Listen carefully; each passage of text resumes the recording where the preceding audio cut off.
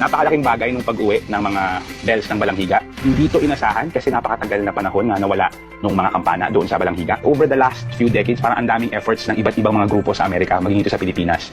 Pero hindi pumapayag yung isang grupo ng mga war veterans sa US. Dahil tingin nila, kapag kinuha yun, parang tinatanggal yung dangal ng pagkamatay ng mga Amerikano.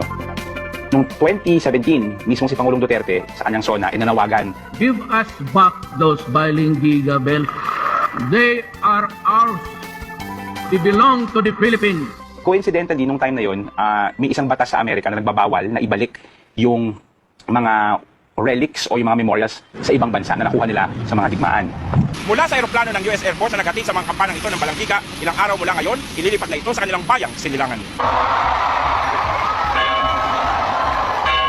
The bells are returned. Credit goes to the American people and to the Filipino people. Period.